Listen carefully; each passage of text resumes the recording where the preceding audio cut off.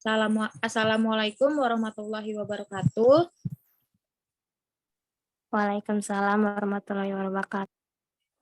Perkenalkan, nama saya Rizka Marsilia Renata. Saya di sini sebagai moderator, dan ada juga teman-teman saya, yaitu Neisha Nelma, Muhammad Fahri Aziz, dan Kak Lala Ananda. Sebelumnya, saya ingin mengucapkan terima kasih kepada Kak Safira karena telah menyempatkan waktunya untuk menjadi narasumber pada wawancara kali ini. Ini langsung saja ke pertanyaannya ya, Kak. Oh ya, sebelumnya boleh perkenalan diri untuk Kak Safiranya?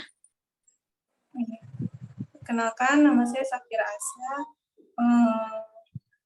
Saya dari ini maksudnya mahasiswa juga ya, angkatan 2019.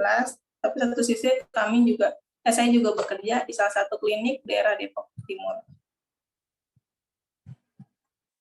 Oke, baik. Langsung saja ke pertanyaannya ya, Kak. Pertama dari saya. Apa sih motivasi Kakak ini ingin menjadi seorang farmasis? Boleh dijawab, Kak? Motivasi saya sebagai seorang farmasi memang dari dulu saya suka dengan dunia kesehatan, terutama obat-obatan. Kemudian ada dukungan juga dari orang tua, dan cita-cita saya juga di kemudian hari saya ingin memiliki apotik atau usaha sendiri yang menyangkut tentang farmasi. Itu saja sih. Oke, terima kasih, Kak. Berarti untuk motivasinya ya ingin menjadi seorang apoteker gitu ya, Kak ya, yang nantinya bisa punya apotik sendiri gitu ya, Kak ya. Betul. Untuk pertanyaan kedua, apa pertimbangan Kakak yang Kakak ambil sebelum masuk studi farmasi? Untuk pertimbangannya sih sangat banyak ya, maksudnya dari segi kita lihat waktu juga, bagaimana ke depannya, terus untuk mata pelajarannya atau biayanya juga bagaimana, itu sudah diperhitungkan sih sebelumnya ke depannya. Oke, Kak, ini berarti langsung ke pertanyaan ketiga, yaitu bagaimana cara Kakak memanage atau mengatur waktu kuliah sama waktu kerja Kakak? Untuk waktu kuliah dan kerja, untuk awal-awal kuliah sih masih nggak sinkron waktunya antara kuliah dan kerja, masih belum bisa teratur. Untuk sekarang sih mungkin kan sudah bisa ya, saya kuliahnya di pagi, terus kemudian siangnya sampai malam saya kerja. Untuk sekarang sih alhamdulillah nggak ada kendalanya. Oke, terima kasih, Kak. Langsung ke pertanyaan dari Neisha. Baik, Kak, pertanyaan keempat. Apa yang membuat Kakak bertahan dalam pekerjaan yang sedang Kakak jalani sekarang ini? Untuk itu sih lebih kayak kita tuh, apalagi kan sekarang farmasi sudah banyak ya, banyak saingan di luar sana gitu kan.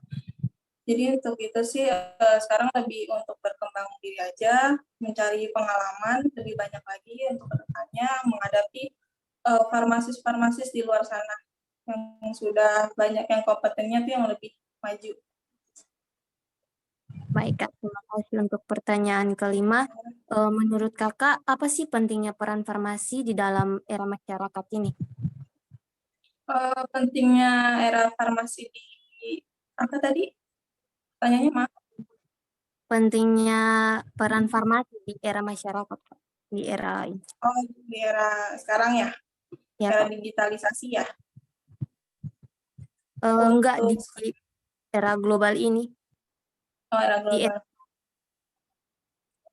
Kalau menurut saya sih ya, kita tuh harus cukup seperti apa, pengetahuan yang lebih banyak lagi untuk bersaing di luar sana. Kemudian kita juga harus kompeten, harus berani mengambil kesimpulan, kemudian bertanggung jawab dengan apa tugas yang kita laksanakan, kita lakukan di lapangan.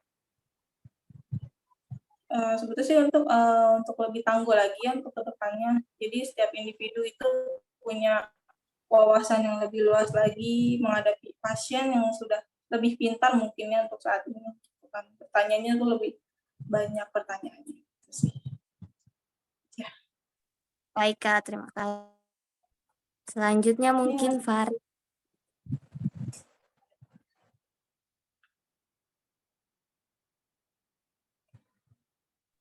Ingin bertanya Kak sebelumnya, maaf. Kakak ngambil S1 atau D3 Kak kalau boleh tahu Kak? Saya S1.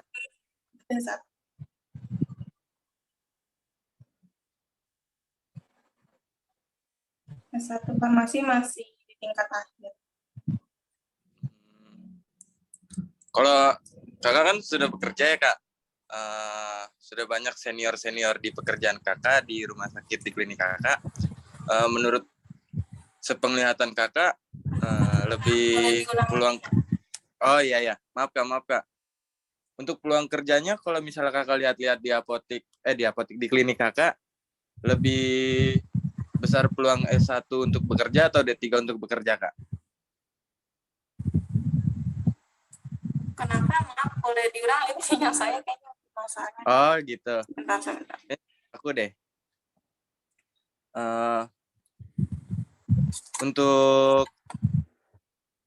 Untuk dunia kerja lebih prefer S1 atau D3 Kak? Kalau dunia kerja sih rata-rata itu ya tergantung tempatnya sih ya.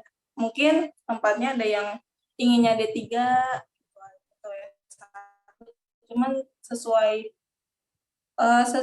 gimana tempatnya itu yang dibutuhkan. Misalkan dibutuh S1 berarti kita harus S1. Sesuai tempatnya aja sih disesuaikan. Oh, seperti itu Kak. Mm-mm. Terus sebentar ya Kak. Boleh. Boleh deh temen dulu dilanjut. Kak Lala apa Kak Mercy dilanjut. Kak Lala boleh ditanyain? Oke, baik. Hai Kak Esa. Hai. Untuk pertanyaan selanjutnya, bagaimana sih pengadaan dan penyimpanan obat di klinik tempat Kakak kerja? Kalau pengadaan dan penyimpanannya sih sudah sesuai SOP klinik ya, maksudnya dari awal kita obat datang, kita supply ke bagian gudang, itu sesuai dengan farmakologinya. Jadi ada kartu stoknya, kita stok nih setiap hari kita catat bagaimana obat itu masuk dan obat itu keluar, kita tetap terus catat. Dan setiap bulan, 1 bulan sekali itu kita melakukan stok opnam. Jadi agar tahu obat yang kita masuk itu sesuai atau enggak, dan yang keluar pun juga sama, ataukah sesuai atau berkurang seperti itu. Terus kira-kira obat apa sih ya yang susah didapatkan atau obat yang permintaannya tuh banyak namun pengadaannya sedikit dari PBF? Kalau untuk saat ini kan kita masih COVID ya. Kebanyakan pasti kan keluhannya batuk, pilek, kemudian diare. Gitu. Untuk saat ini yang paling sulit itu seperti obat batuk pilek. Itu pengadaannya mungkin masih minim karena kan semakin banyak orang dengan keluhan tersebut makin banyak juga yang beli gitu kan. Mungkin industrinya pun perharinya atau per bulan itu masih terbatas. Untuk saat ini sih mungkin kesulitan kendalanya obat-obat seperti diare ataupun batuk pilek sih yang di PBF-nya mungkin yang stoknya masih kurang seperti itu. Baik. Apakah dalam pekerjaan sudah menjalani standar waktu tunggu yang telah ditetapkan? Terus apakah ada pengawasan dalam memenuhi standar waktu tersebut, Kak? Kalau untuk waktu tunggu sih kita ada maksimal waktu tunggu ya, misalkan dari pasien keluar dari ruangan dokter itu ke ruangan farmasi, kita masih manual ya, jadi pasien itu masih membawa step sendiri ke bagian farmasi. Mungkin untuk waktu tunggu kita sekitar 15 sampai 20 menit. Tapi kalau untuk racikan itu bisa lebih dari 20 menit. Karena kan kita harus menghitung jumlah obatnya dulu, menghitung dosisnya sesuai atau tidak dengan usia pasien tersebut. Seperti itu. Baik. Boleh dilanjut teman-teman.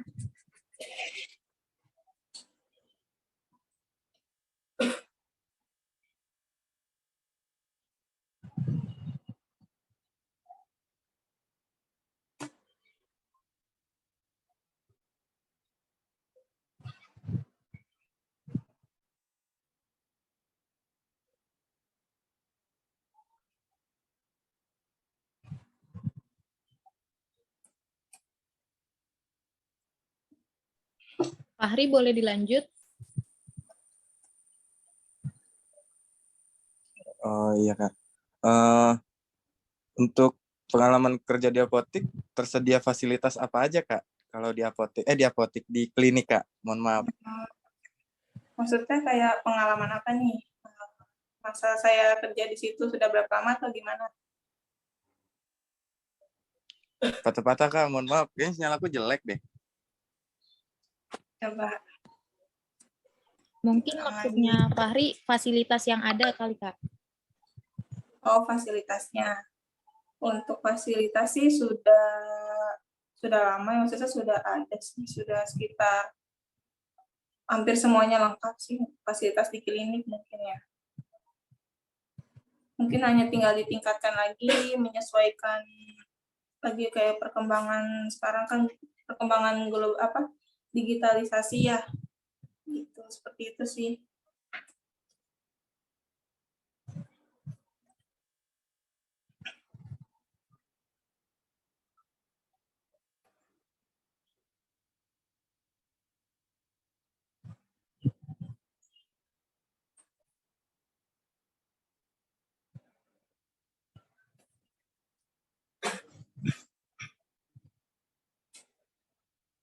Di klinik Kakak itu ada laboratoriumnya ya Kak ya? Iya, kliniknya ada kebetulan. Itu Kita hanya laboratorium. ada. Kenapa? Itu laboratorium apa? Laboratorium umum sih, maksudnya yang bukan, maksudnya masih standar biasa, nggak seperti rumah sakit yang alat-alatnya mungkin sudah lengkap. Untuk pemeriksaan lab sih kita sudah maksudnya sudah bisa menyesuaikan sesuai dengan SOP klinik. Oke, baik. Berarti kalau untuk dokternya itu ada dokter apa aja Kak? Ada yang umum atau spesialis?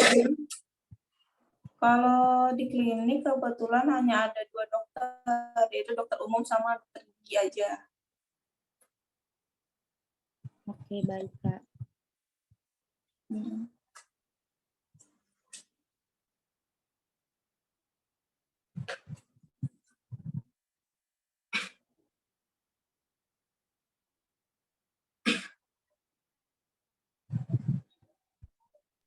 Lalu pengalaman selama kerja boleh dibagikan Kak ke kita-kita Kak yang belum bekerja? Pengalamannya pasti ada suka dan duka ya kalau pengalaman. Mungkin kalau awal-awal terjun di dunia atau di lapangan kerja itu pasti kan menyesuaikan dengan lingkungan sekitar seperti kayak teman-teman kita bagaimana atau atasan kita itu kan bagaimana. Suka dukanya sih mungkin sukanya dulu ya, maksudnya untuk saat ini sih mendapatkan lingkungan yang nyaman seperti itu, yang nyaman, kemudian saling berbaur dan saling mau bekerja sama untuk kedepannya. Mungkin dukanya pernah sih dibentak pasien, mungkin itu salah paham pasti itu pernah sih dibentak pasien.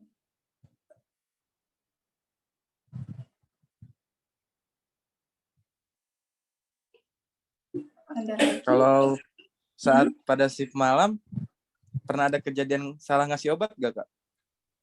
Kalau kita sih malam nggak ada, paling kan hanya pagi sama siang. Oh, Kalau seperti untuk itu. salah ngasih obat sih, untuk sejauh ini sih, maksudnya kekeliruan itu sih belum ya, mungkin hanya dari tulisan dokter yang salah. Kita kan bisa juga maksudnya mengalami human error. Itu bisa dari tulisan dokter yang kurang jelas untuk obatnya apa. Baiknya sih kayak gitu sih ditanyakan. Untuk saat ini alhamdulillah masih aman. Kalau untuk membaca tulisan dokter apa ada belajar khususnya apa nggak ada Kak?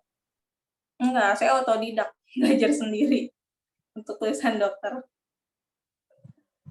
Pagi kan tulisan dokter kan sekarang, maksudnya kalau dokter zaman dulu ya, dalam itu kan tulisannya luar biasa. Kebacanya itu sulit sekali. Mungkin waktu itu karena saya belajar sama orang yang udah pengalaman sih di situ juga. Memang awal-awal masih mungkin ada kesalahan, itu wajar. Dan juga masih tahap belajar. Kan.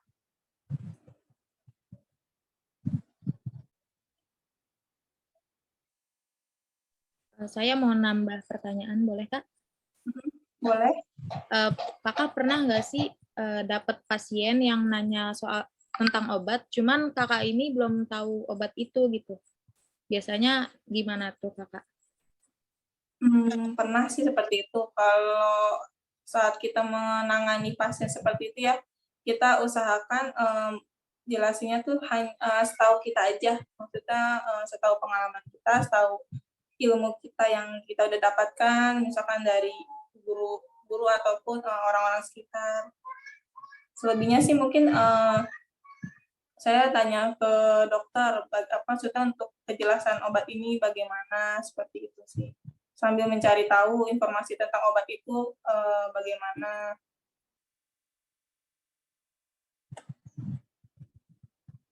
Oke, baik Itu Kak. aja sih kalau menurut saya.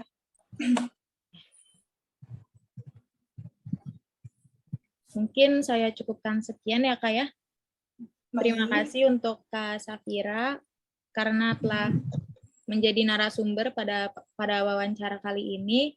Semoga pengalaman wawancara ini baik dan semoga apa yang kakak inginkan, apa yang kakak cita-citakan semoga tercapai ya Kak. Amin. Terima kasih. Oke, terima kasih untuk Kak Safira sekali lagi.